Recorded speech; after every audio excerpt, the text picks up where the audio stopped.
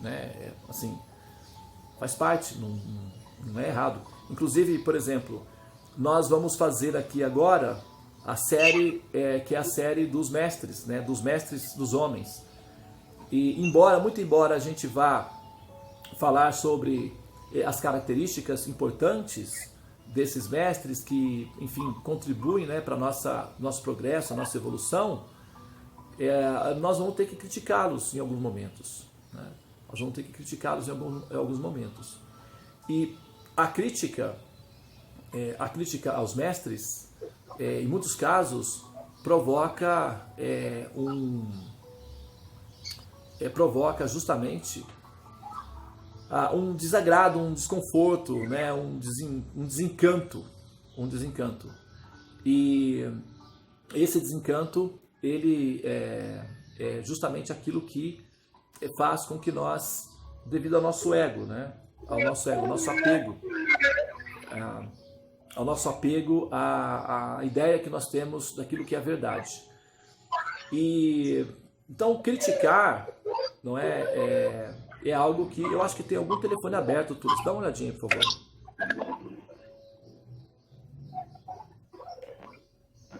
Não tá aqui. Não tem não.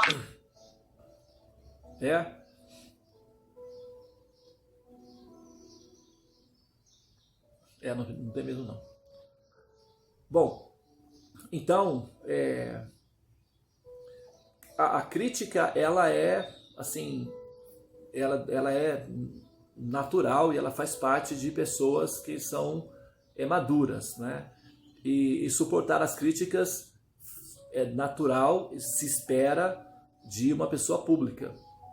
E como eu sou uma pessoa pública, então naturalmente eu serei um alvo fácil para críticas, né? E agora, é claro que na minha situação, o que eu tenho que fazer?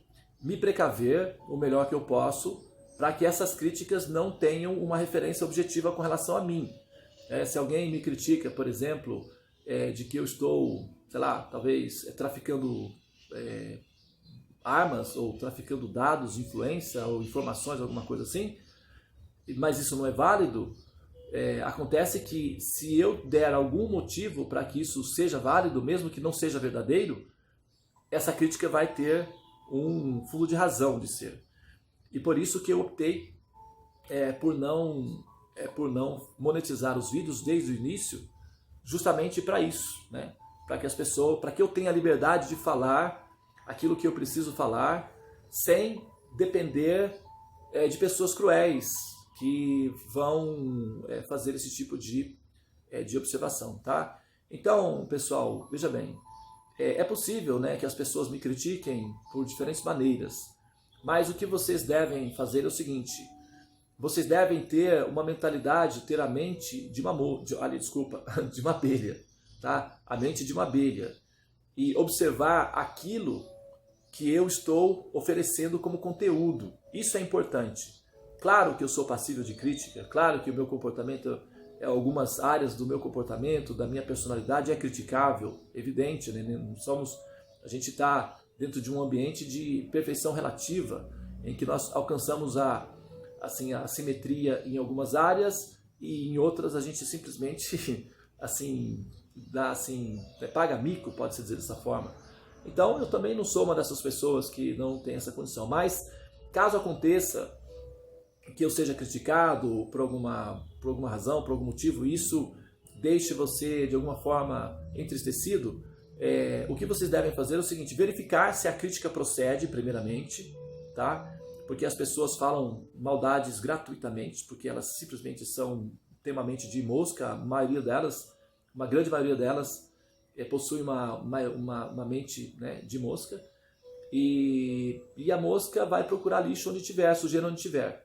Agora, deve-se observar se a crítica procede, e se a crítica proceder, eu sou uma pessoa que eu gosto de debates. Eu acho que fui projetado para bater e para também assim suportar impactos dos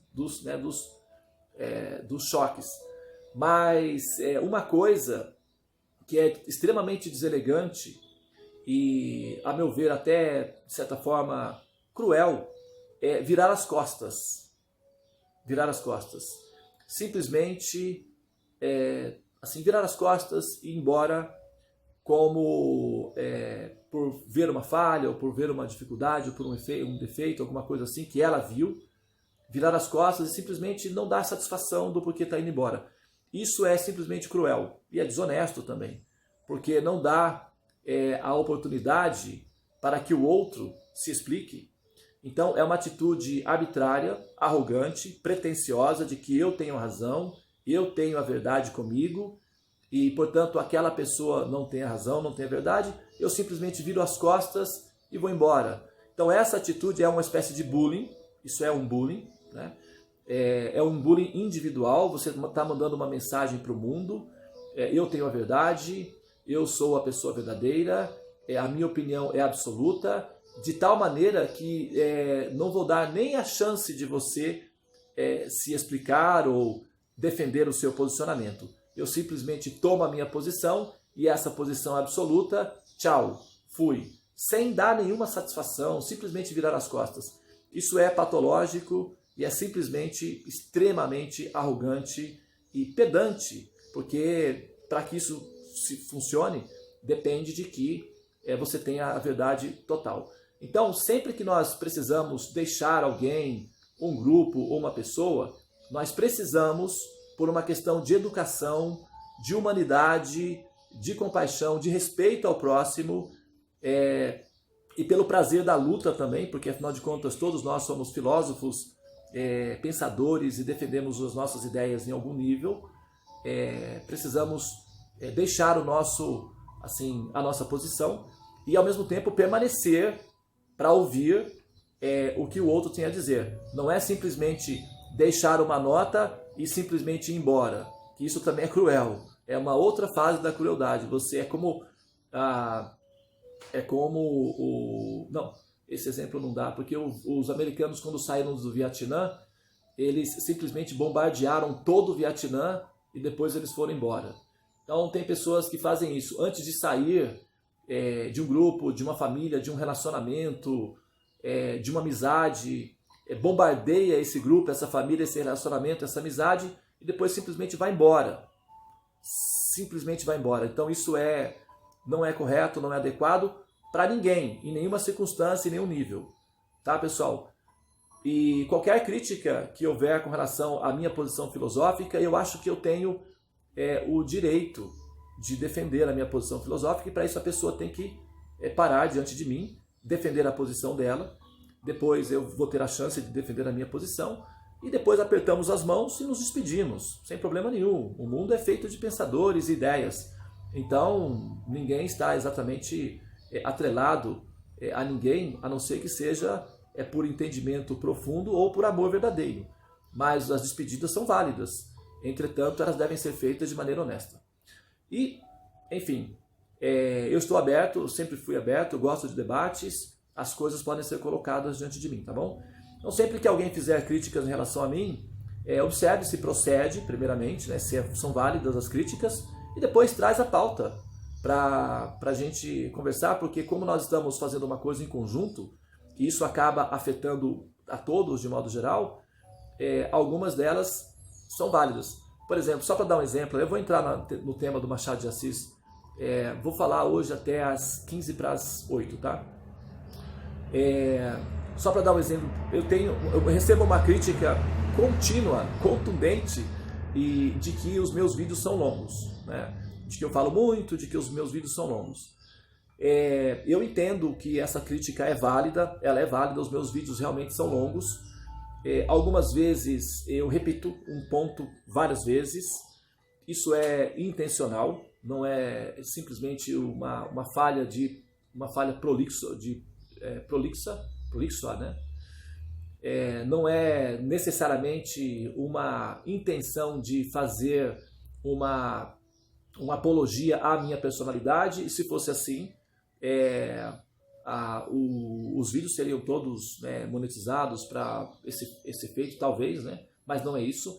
A questão é que nós estamos na Kali Yuga e existe uma orientação nas escrituras védicas que na Kali Yuga um assunto importante ele deve ser pontuado 3 vezes. Um assunto de fato realmente importante ele deve ser falado 3 vezes pelo menos. Pode ser que ele seja falado com uma roupagem diferente, mas ele tem que ser falado 3 vezes ao menos, porque o assunto ele tem que entrar. E nós somos, na Kali Yuga, como nós somos a memória curta, a inteligência ela é confusa devido à escuridão da era, nós temos uma tendência de sermos superficiais e ao mesmo tempo superestimar a nossa própria inteligência em relação a esses conhecimentos que são muito complexos, e nós os confundimos com especulações mentais esotéricas.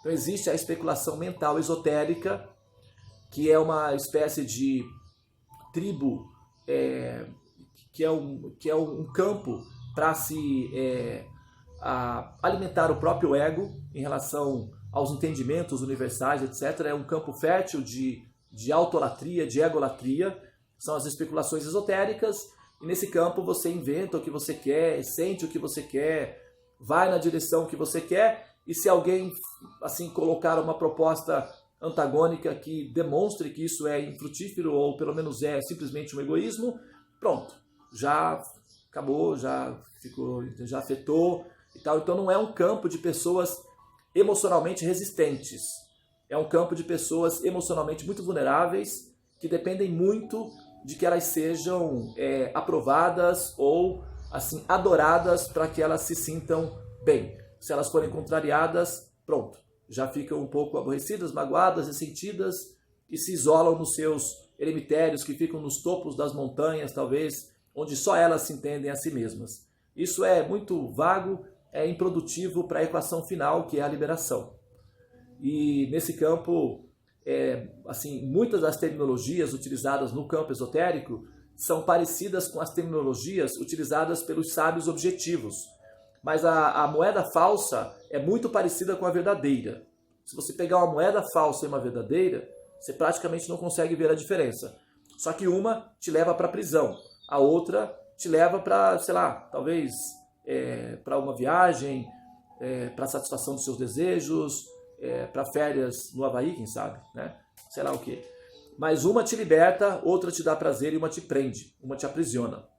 Então, a linguagem esotérica ela é muito parecida com a linguagem dos sábios objetivos, mas ela pode prender a pessoa no ciclo dos nascimentos e mortes, e isso é improdutivo. Dá uma sensação de elevação, de iluminação, de conhecimento, mas no final das contas a pessoa tem que renascer no ciclo do samsara, e isso é desconfortável. E o objetivo não é esse. O objetivo é realmente produzir um conhecimento que possa finalizar e quebrar esse ciclo para que o ser possa se libertar finalmente da necessidade de ficar nascendo no mundo material que não é satisfatório, tá bem? Ele é funcional, dá para extrair algum prazer dele, sim, mas os efeitos colaterais são insatisfatórios, tá, pessoal? Então era isso que eu queria comentar, um pequeno, talvez aí desabafo pessoal em relação a isso daí. Mas agora eu vou entrar então no tema, né, principal aqui do nosso debate hoje. Opa, desculpa, perdão, aqui, derrubei a minha água aqui, caiu no chão aqui. Gravação, tudo, entrou um tsunami. Tsunami mesmo, água e... Muito bem. Então, vamos lá, eu vou dar sequência aqui no que nós estamos falando sobre o Machado de Assis, né? Olha só, ontem eu deixei uma última informação sobre o comportamento, né, de um modo geral, o comportamento predominante da comunidade negra. Houveram algumas exceções, por exemplo, o Haiti é um país, praticamente, talvez 90% da população seja negra, e é um país, uma população que se rebelou contra a escravidão e se estabeleceu, né, como um país independente. É claro que eles foram isolados economicamente, né? As potências, a Inglaterra, a França, e, enfim, a Espanha, essas potências que tinham relações comerciais isolaram o Haiti economicamente, e praticamente o Haiti é um país empobrecido, né, até hoje, por conta do isolamento econômico, cultural, enfim, um karma coletivo que está em andamento. Mas no Brasil houveram algumas exceções também, como por exemplo o Quilombo dos Palmares, o Zumbi dos Palmares e algumas resistências que são os quilombos, né, que houveram aqui e ali. Mas isso são exceções, de um modo geral, sempre houve aí uma certa adaptação. E a adaptação, ela é uma síndrome de Estocolmo, um pouco mais radical, talvez coletiva. Essa adaptação, ela é uma inteligência emocional, ok? Porque, veja bem, a situação é realmente tensa, é uma situação crítica, você não tem muitas opções, você é um refém, né? E a opção ou você enfrenta e possivelmente você sofre as consequências ou morre, ou você vai meio que se adaptando ali para evitar o máximo possível de sofrimentos. E é mais ou menos isso que nós fazemos de modo geral. Então não é necessariamente uma patologia, uma patologia caprichosa. Não é assim. É uma patologia? Mas ela é biológica, porque ela faz parte da inteligência racional, inclusive. Imagine, por exemplo, para aqueles que conhecem a síndrome de Estocolmo, o refém, ele, né, diante da pressão, dos sofrimentos causados pelo sequestrador, pelo algoz, então o refém ele vai se adaptando ao algoz, vai criando ali um laço, uma amizade, um relacionamento e aceitando a condição de refém, não é? Se adaptando a essa condição, buscando alguma forma de prazer dentro dessa condição, ou seja, ressignificando essa situação, sabendo-se que uma parte lá, mantendo uma caixa preta, mantendo-se a esperança de que aquilo possa ser eliminado em algum momento, né? Então essa esperança ali se mantém, que é o que mantém a sanidade. Então uma parte da mente se absorve completamente na realidade de ser um prisioneiro. E uma pequena parte que fica em stand-by na forma de uma semente de resistência permanece lá para que em algum momento aquilo possa voltar a nascer novamente. Mas a adaptação ao cativeiro é uma inteligência de sobrevivência. É inconsciente, claro, mas é inteligente, porque com isso a pessoa consegue emocionalmente, né, ter uma chance de dominar a mente do sequestrador ou do algoz de alguma forma e manipular a mente desse algoz para que o resultado daquela relação seja o menos impactante do ponto de vista do sofrimento possível, tá? Então ela acaba tendo uma técnica de sobreviver àquela situação, principalmente quando é de longo prazo. Então é mais ou menos isso que acontece com todos aqueles que são aprisionados, né? Países, né? Cidades às vezes, e pessoas e grupos. E no caso, a gente pode também estender, não é, esse conceito para a humanidade como um todo, de um modo geral. E que é o estado de condicionamento. Por quê? Veja bem. O Machado de Assis, ele era negro, na época em que o Brasil ainda era escravo. Ele aprendeu a ler, né?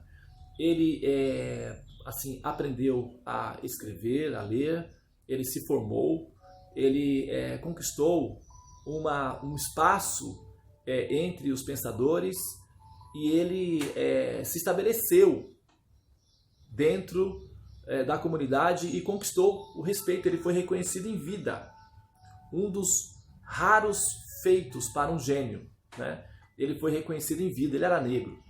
Então, isso demonstra, a situação do Machado de Assis demonstra que, embora seja muito raro escapar à síndrome da anestesia coletiva, é possível, não é? É possível. Eu não quero entrar em questões de meritocracia, porque isso vai dar um debate político, porém, o que acontece é que realmente nós, é um caso raro, né? Dentre muitos, né? Haviam outros também que também eram negros, né? Inclusive uma classe de intelectuais negros que foram os motivadores principais do abolicionismo no Brasil, mas são raros esses casos. Agora, os casos raros, eles são realmente aqueles que dão certo, que acabam, né, funcionando, que dão certo. Por exemplo, a fecundação humana são 450 a 500 milhões de espermatozoides que saem numa ejaculação, vão até o útero para encontrar um óvulo. Essa quantidade de cada espermatozoidezinho é uma centelha, é uma entidade viva, é uma centelhinha, buscando pela sobrevivência. E em casos raros, né, você tem 3 ou 4 aí, 2 ou 3 que conseguem fecundar, mas normalmente 1. Então fecundar o óvulo é raro, mas é o que dá certo, é aquele que nasce, é aquele que sobrevive, é aquele que, né, aí estamos nós, certo? Então, a gente sabe que é difícil, a gente sabe que é raro, porém, nós precisamos focar nas possibilidades que deram certo, né? A gente precisa lidar com aquilo que dá certo realmente. Uma vez foi perguntado para o nosso mestre espiritual o que é que o repórter chegou e perguntou: mas você está dizendo que esse conhecimento é superior, que, né, assim, ele é o mais belo, talvez o mais completo dos conhecimentos que o ser humano pode acessar, né? Tudo isso é muito interessante, essas colocações são muito impactantes e tal, mas por que você tem tão poucos adeptos com você, já que esse conhecimento é tão valioso, tão importante? Qual é o mistério em relação a isso daí? Né? Porque existe essa idiosincrasia. E nosso mestre, né, Prabhupada, respondeu o seguinte: olha, imagine que você tem bijuterias para vender. Você vai a uma feira. Quantos fregueses você acha que você pode conseguir numa feira, vendendo suas bijuterias? Alguns, não é? Agora imagina que você vai à mesma feira e você tem diamantes. Então o número de pessoas interessadas talvez não diminua, mas o número de pessoas que realmente possa adquirir o produto seja menor. Então assim se dá com os conhecimentos védicos.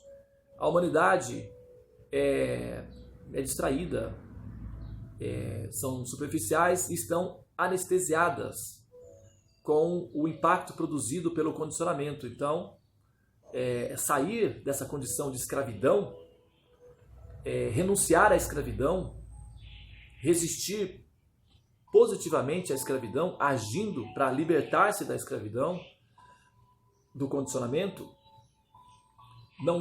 não é alguma coisa que todos consigam fazer realmente. Então, é compreensível que não hajam tantos interessados nos produtos que eu estou oferecendo.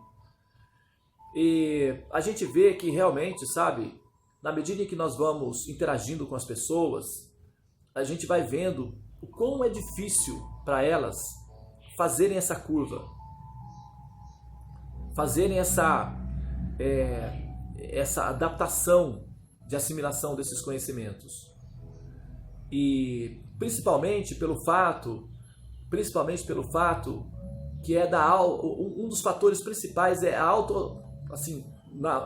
você tem a grande massa, não é, que é a manada, e aí essa grande massa, ela tipo não vai estar nem aí para você, né? Não vai, para você é só talvez uma pessoa meio louca, sei lá, né? a massa não vai nem chegar perto. Agora, daqueles que se aproximam, existem uma parte que são extremamente centrados em si próprios. Então, na verdade, eles não estão necessariamente interagindo com o outro conhecimento. Aparentemente sim, mas o que eles estão é recolhendo dados para incrementar a sua sensação de ser um ser evoluído. Então não é uma aprendizagem, é um acúmulo de dados. E e por conta disso eles acabam sendo vulneráveis, é como se fosse um castelinho de areia, né? Como se fosse um castelinho de cartas, um cristal muito fino. E qualquer obstáculo, diferença filosófica os abalam. Né? Então, tudo tem que estar de acordo com o que eles pensam. Todos os conhecimentos têm que estar de acordo com os arquétipos que eles criaram, ou os mestres que eles estabeleceram para si como sendo as referências. E se por acaso esses mestres, ou essas referências, ou esses sistemas filosóficos forem desafiados, aí o que acontece com eles? Se abalam, se desestimulam, se ressentem e se afastam. É um grau mais sutil, não é? de aprisionamento, mas continua sendo uma prisão. Porque depende muito de que as coisas estejam muito funcionando de acordo com o que a pessoa pensa ou de acordo com o ideal que ela gerou para si mesma em relação ao que é o processo do autoconhecimento. O debate, digamos assim, o desafio do debate, o MMA mesmo assim, a pegada mesmo, não pode entrar na operação. Tudo tem que ser certinho, tudo tem que estar encaixadinho. É meio parecido com uma pessoa que tem autismo, né? As coisas têm que funcionar tudo direitinho, tem que ter um ritmo certinho e tal, porque aquilo pode desestruturar internamente a pessoa. Né? Então, existe essa questão, essa característica, né, da pessoa autista. E isso não é pejorativo, isso não é um descaso com relação à pessoa autista, mas é uma referência de comportamento. Filosoficamente falando, tem pessoas que são têm um comportamento filosófico na busca do absoluto com características assim. As coisas têm que estar tudo direitinho, tudo encaixadinho, assim. Se tiver algum abalo, pronto, elas já se dissolvem, elas se desmoronam e ficam ressentidas. E esse ressentimento filosófico revela um jogador frágil, desestruturado, que depende de que o sonho seja de acordo com o que ela está sonhando para si. Então isso é uma autolatria, é um egocentrismo, é uma parte infantil do processo de autorrealização. E esses também não conseguem fecundar o óvulo da liberação. Aqueles que quiserem, de fato, chegar até a etapa final do processo e fecundar esse óvulo, que é a liberação, precisam adquirir uma resistência psicológica, uma resistência emocional a novas ideias, uma capacidade de resiliência, de flexibilidade, de assimilação de novas ideias, de conhecimentos que ampliam a própria percepção da existência. Senão, o contato com o conhecimento védico, Vaishnava, ele realmente é corrosivo. Ele dissolve muitas das nossas ilusões, muitas das nossas... na verdade, ele nos recicla, ele nos atualiza. É como tirar a casca anterior, é como as cobras, né? Que se despojam da casca anterior para continuar a vida. É como a águia, que aos 35 anos precisa ir e arrancar as unhas, as penas, se refazer por completo, é doloroso para continuar. Então, se a gente opta por manter os nossos paradigmas, as nossas ideias, os nossos, a gente não consegue evoluir. Imagina que na minha posição pessoal, por exemplo, eu sempre tive ideias ateístas, apesar de ter sido educado numa família espiritual, religiosa e tal, e ter carinho pela minha família, pela minha mãe, pela religião da minha mãe, as concepções eram ateístas. E para fazer essa curva do ateísmo, para abrir-me para a possibilidade da existência de um princípio deísta, para depois passar para um princípio personalista, é uma curva dolorosa de ser feita, porque o ego não aceita essa mudança. O ego quer ser o senhor da verdade, ele quer ser o centro da verdade, e para isso não pode haver ressentimentos, embates, resistências. Isso gera um limite, gera um aprisionamento, é um condicionamento. E a pessoa continua presa no ciclo do samsara, porque devido ao apego, o apego a ideias filosóficas. Ela não é apegada à filosofia em si, porque a filosofia ela é orgânica, ela se recicla, ela se atualiza. Então o apego não é o conhecimento, não é o conhecimento como princípio de conhecimento em si. O apego é o conhecimento adquirido. Então é como juntar coisas, é como acumular carro, é como acumular casa, é como acumular objetos, é como acumular qualquer outra coisa, só que é uma coisa mais abstrata, porém é acúmulo do mesmo jeito. E esse acúmulo pesa, porque com esse acúmulo a pessoa não consegue superar a gravidade e se abrir para evoluir, para aprender, para conhecer. Então ela não consegue chegar até o óvulo, porque o óvulo é lá longe. Para chegar até lá, tem que ir, sabe? Até chegar lá. Ok? Então, assim, exemplos como o do professor, né, Machado de Assis, eu vou deixar aqui uma frase, né? Se alguém quiser fazer alguma colocação dele também, que corrobore, fica à vontade, tá? Pode colocar ali no canal, conversar sobre o assunto, etc. Mas ele fez uma colocação que, para mim, essa colocação é a mais importante de todas as colocações, a mais importante de todas as falas do professor. Essa é a fala que eu, assim, entrou no meu coração, encontrou eco em mim e, portanto, tem um valor muito importante. E eu acho que tem um valor, inclusive, assim, eu arriscaria colocar como inquestionável, porém, assim, o debate é aberto, né? Mas a fala dele é a seguinte: se só me bastassem os outros, vá lá.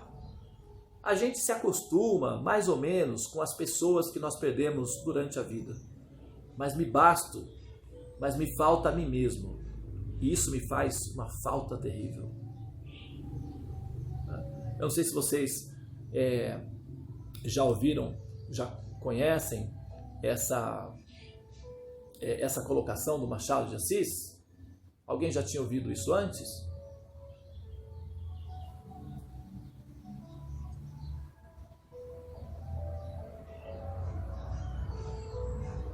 Ó, a frase perfeita, né? Eu dei uma pequena interpretação de mim mesmo, né? Mas a fala absoluta dele é a seguinte: a fala dele é essa.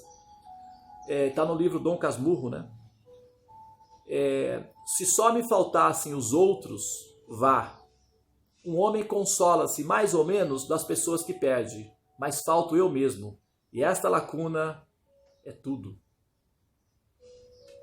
Isso é simplesmente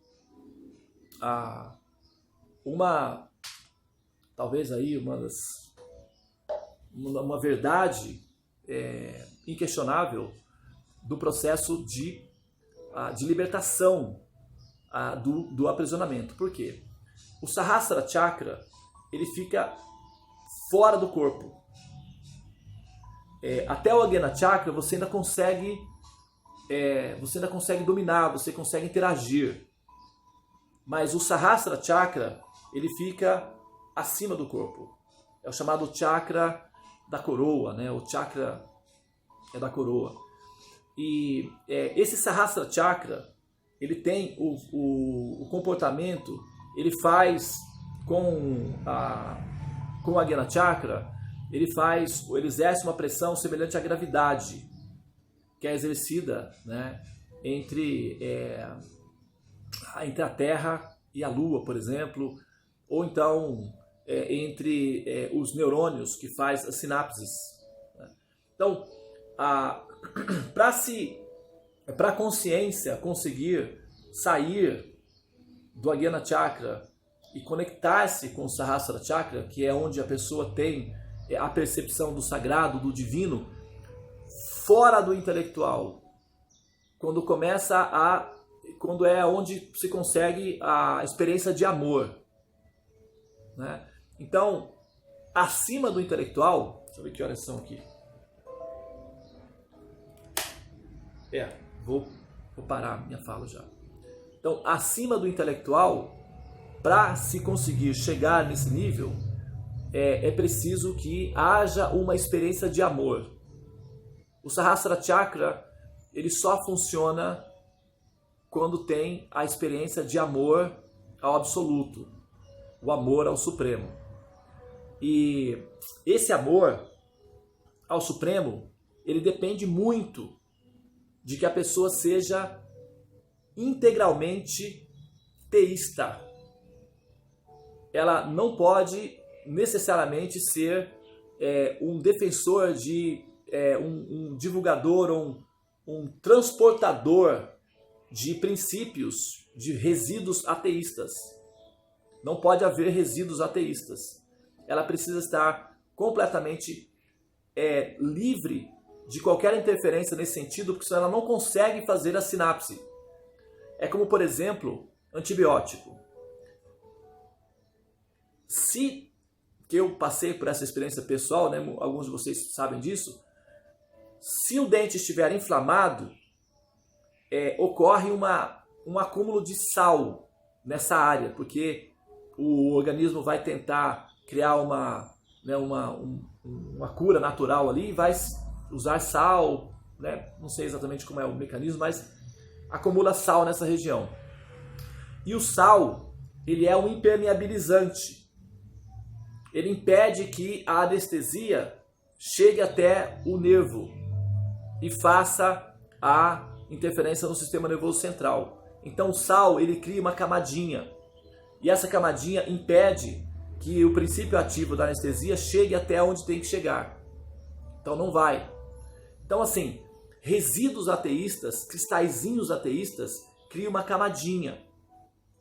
E essa camadinha impede que a pessoa saia da plataforma da especulação mental para a plataforma da experiência real.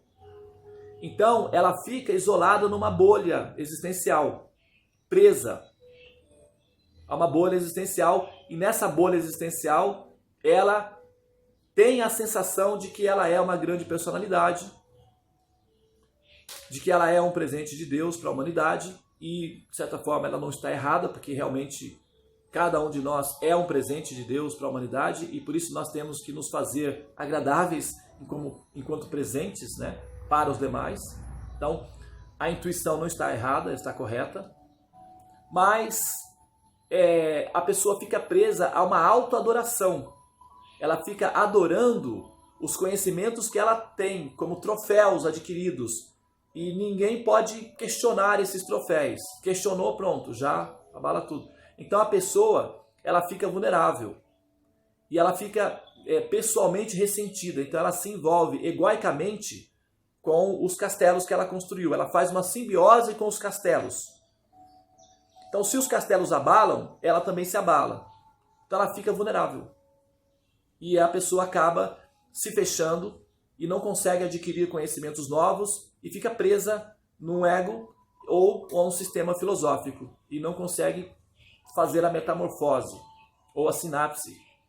E aí a experiência da liberação fica abstrata, fica uma ideia assim abstrata, distante, sabe, quase como uma mitologia. E aí a pessoa não consegue comprar a ideia, né? Ela fica desconfiando, será? Não sei. Mas a ideia, a proposta não é assim, ficar nesse nível, nadar e chegar na beira da praia morrer. Não é isso. A ideia é realmente sentir a sensação do estado de liberação interna, ao ponto de a ideia da morte, por exemplo, a expectativa da morte, produzir uma sensação de assim, que é pouco estranho, porque fica parecendo, né, que a pessoa está gostando de morrer, mas não é isso. Não é, porque a vida é um prazer, é gostoso viver, lutar, cair, levantar, brigar, pintar, despintar, vestir, desvestir. É gostoso viver. Para quem está assim em contato com a existência do Supremo, a experiência de existir, ela é gostosa. Ela é um prazer em qualquer nível, em qualquer momento, em qualquer instância. Não é um martírio. A ideia de que nós temos que ser um martírio e sofrer para agradar a Deus, isso é uma teoria medieval. A gente faz austeridade, sim, porque faz parte do processo de autoconhecimento, mas o objetivo não é viver em martírio. O objetivo é experimentar a felicidade da existência de Deus. Isso é alegria, satisfação. Só que a gente está num ambiente relativo, então a gente tem que meio que se virar nos 30, ressignificar, sabe? Remodelar, repintar e organizar as coisas com a inteligência. Mas dá prazer em existir, não há dificuldade nenhuma em existir, não. Só que quando nós fechamos os olhos e pensamos na nossa passagem, na emoção, na aventura que é o momento da passagem, dá uma sensação incrível. É uma sensação de euforia, não de euforia, mas uma sensação, sabe aquele friozinho na barriga? Dá um friozinho na barriga, assim como se fosse uma primeira viagem para um local onde você sempre desejou, como se fosse um encontro com a namorada com que você está apaixonada ou apaixonado. É essa sensação que dá. Então essa sensação é uma sensação de saúde psicológica, de liberdade espiritual, é uma sensação de liberação. Tá? A liberdade do medo da morte é um sintoma de uma pessoa saudável espiritualmente, daqueles que já estão em contato com a liberação. E é isso que nós queremos. Você já imaginou o que é isso? Você tem ideia do que significa isso? O valor que isso tem? Isso é algo muito precioso. É um diamante. Entende? Então, vale a pena. Vale a pena. E vale a pena, e como vale a pena, eu vou continuar insistindo no ponto, e algumas pessoas vão ficar um pouco tristes comigo, porque os mestres delas vão ser relativizados em algum nível, porque a maioria dos pensadores trazem consigo sementes, sementes ateístas, e as sementes ateístas são cristalzinhos que são como sais, que impedem a sinapse da experiência real de liberação, não na hora em que está morrendo apenas, que quando a pessoa abandona o corpo, aí vê a luz, aí sente a sensação da liberação naquele momento. Mas a liberação, ela produz um resultado que a pessoa já sente essa sensação antes de chegar aquele momento. Entende? Bom, é isso, pessoal. Então eu vou parar por aqui, tá? Nós vamos continuar então amanhã. E obrigado pela atenção. Namastê. Se alguém quiser fazer pergunta, comentário, então fica aí, tá? Pode deixar as perguntas aí. Eu pensei em fazer de outra forma, porque muitas pessoas têm uma certa constrangimento de fazer perguntas aqui. Por quê? Porque na hora que a pessoa faz a pergunta, eu coloco lá, eu vou falar, olha, tal pessoa fez tal pergunta. Então é como uma sala de aula, né? Tem alunos que têm vergonha de fazer a pergunta em público, se constrange. E aí, eu pensei que, por exemplo, o que você pode fazer? Ao invés de mandar a pergunta diretamente para mim, por algum motivo, se você se constrange ou se sente talvez que a sua pergunta talvez não seja uma pergunta relevante de ser feita e tal, alguma coisa assim, o que você pode fazer? Pode escrever a sua pergunta e mandar a pergunta para a Tulasi. A Tulasi vai fazer a pergunta anonimamente aqui, tá bom? Olha, Devananda tem uma pergunta. Se a pessoa quiser que o nome dela seja mencionada, tudo bem, vai ser. Senão a pergunta vai ser anônima. Ó, foi feita uma pergunta assim, assim, assim, assim. E a Tulasi vai ler para mim a pergunta e eu vou então discorrer sobre aquela pergunta. Tá? Lá já tem uma pergunta, inclusive, que já está em andamento. E amanhã, antes de eu começar a metafísica, vai então ter essa pergunta, já vai ser colocada e eu vou fazer a simbiose entre os dois fatores, tá bom? Nós não podemos faltar a nós mesmos. Nós precisamos estar em contato conosco, nós precisamos nos encontrar. A falta de nós mesmos produz uma lacuna, um espaço vazio que dá uma sensação de angústia e de medo.